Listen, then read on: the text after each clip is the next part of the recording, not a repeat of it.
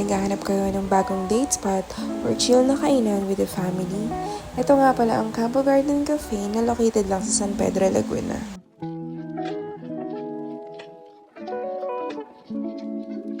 Tapos, paglabas mo, ito naman yung bubungad sa'yo, isang wide open golf course.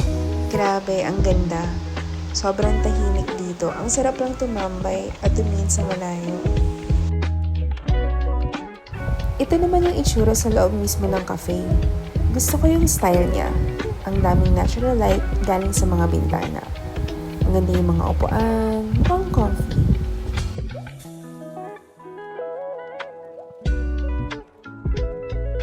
Ito naman yung outside area nila kung saan mas feel mo yung view at yung hangin. And as you can see, meron din silang koi pan dito. Ang gaganda ng mga isda. So ayan, nag-order lang kami ng food. And para lang ma-idea kayo, medyo may kumahalan yung foods and drinks nila dito. Na typical naman sa ganitong klase ng lugar. So nag-order lang kami ng pizza, halo-halo at frap para pang merienda. Siyempre, di mawawala ang CR check at pasado, ang ganda at ang linis. Very aesthetic din. Inabot na pala kami ng gabi dito. Ganito naman yung vibe niya. Mas chill, mas tahimik. Ang ganda pa rin ng view sa labas kahit madilim na. At may bonus pa.